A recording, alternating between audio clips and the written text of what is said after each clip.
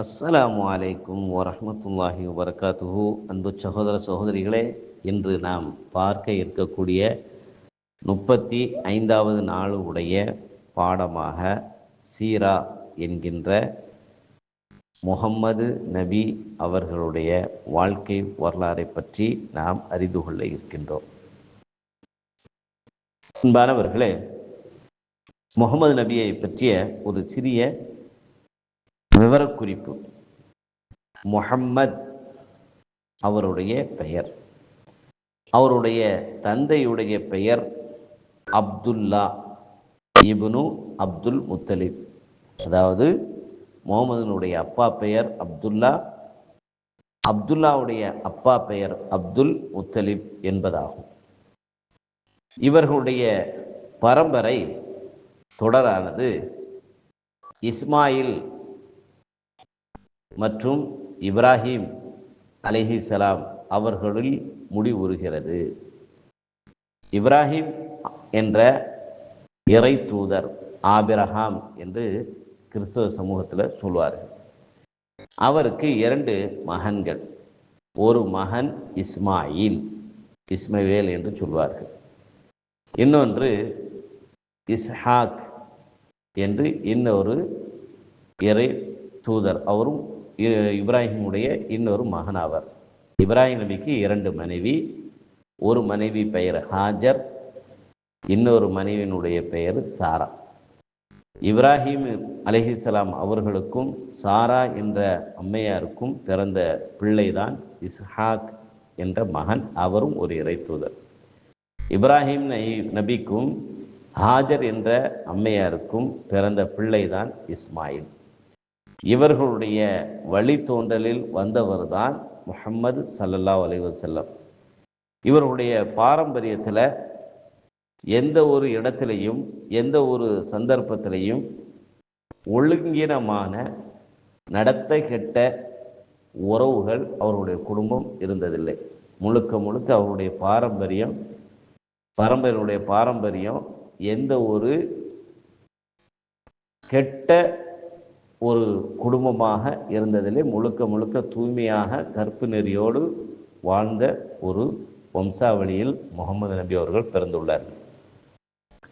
அடுத்து முகமது நபியுடைய குடும்ப பெயர் அடையாளத்துக்காக சொல்லப்படக்கூடியது. இது ஜாதி பெயர் அல்ல. அவருடைய குடும்ப பெயர் குறைஷி குலம் ஆகும்.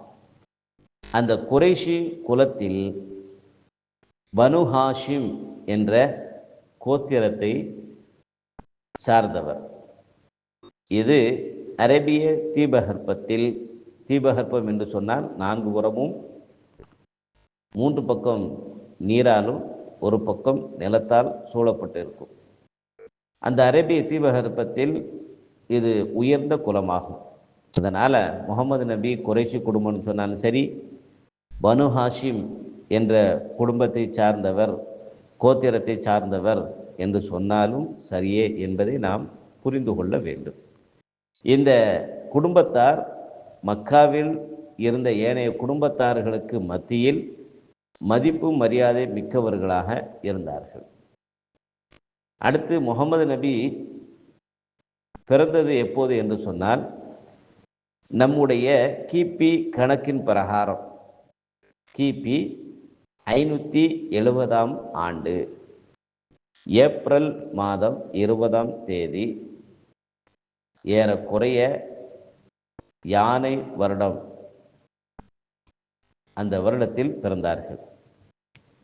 அவர்கள் பிறந்த இடம் மக்கா, தற்போதைய சவுதி அரேபியாவில் இருக்கக்கூடிய மக்கா, காபத்துல்லா இருக்கக்கூடிய இடமாகிய மக்காவில் பிறந்தார்கள்.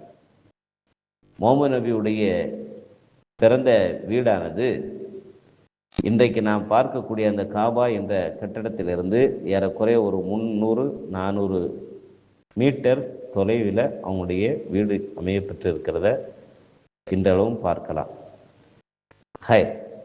முஹம்மது நபி அவர்கள் இறந்தது எப்போது? மரணித்த வருடம் கிபி 632வது வருடம் ஜூன் மாதம் 6ஆம் தேதி. அப்போது முகம்மது அவர்களின் வயது 63. அவர்கள் மரணித்த இடம் மதீனா ஆகும்.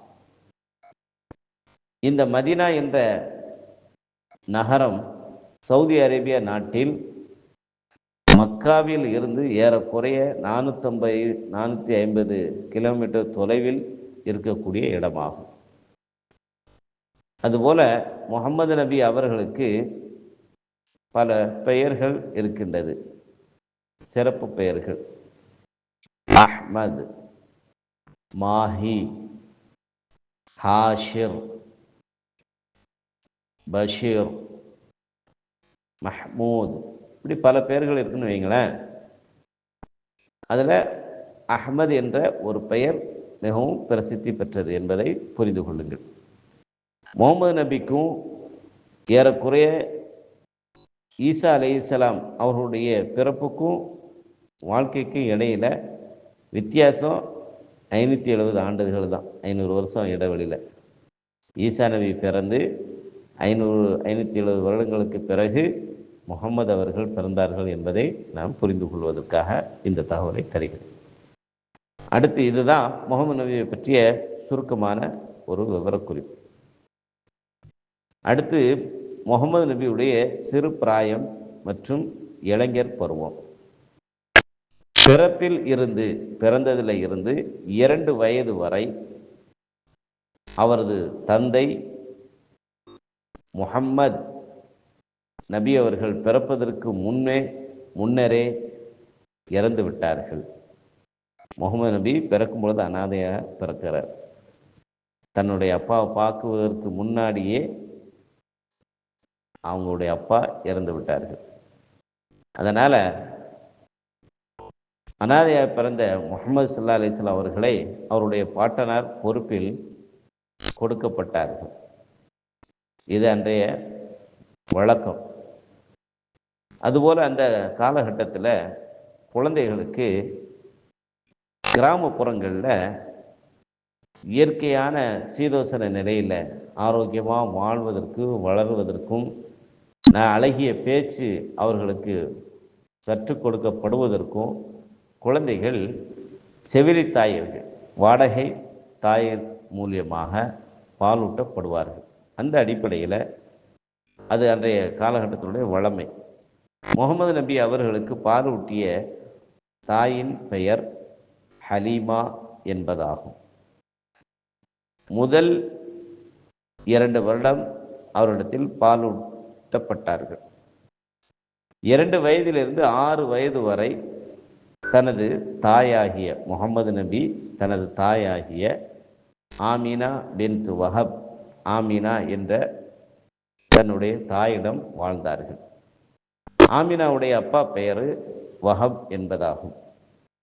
ஆமினா அவர்கள் கிபி 576 மரணித்தார்கள். அதன் பின்னர் 6 வயது முதல் 8 வயது வரை முகமது நபி அவர்கள் அவருடைய பாட்டனார் அப்துல் முத்தலிப், அப்பாவுடைய அப்பா அப்துல் முத்தலிப் அவர்களோடு வாழ்ந்தார்கள். அவர் மரணித்ததற்கு பிறகு அல்லது அவர் மரணிக்கும் சமயம் அப்துல் முத்தலிப் தன்னுடைய பிள்ளைகளில் இருந்து அபு தாலிப் என்பவரை அழைத்து, எனது இந்த பேர பிள்ளையை நீ உனது பிள்ளையாக உன்னுடைய பிள்ளைகளோடு இவரையும் நீ வளர்ப்பாயாக என்று சொல்லி ஒப்படைத்தார்கள்.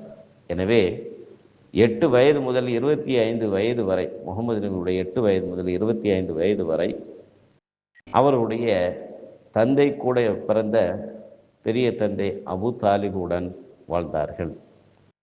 அபு தாலிபிற்கு ஏற்கனவே 10 பிள்ளைகளுக்கு தந்தையாக இருந்தார்கள் என்பது இங்கு கவனிக்க வேண்டிய ஒரு முக்கியமான அம்சம். இது அவர்களுடைய சிறு பிராய குறிப்பு. இன்ஷா அல்லாஹ் அடுத்த பாடமாக அவருடைய வியாபார தொழில் வாழ்க்கை குறித்து இன்ஷா அல்லாஹ் அடுத்த வகுப்பில் நாம் பார்ப்போம்.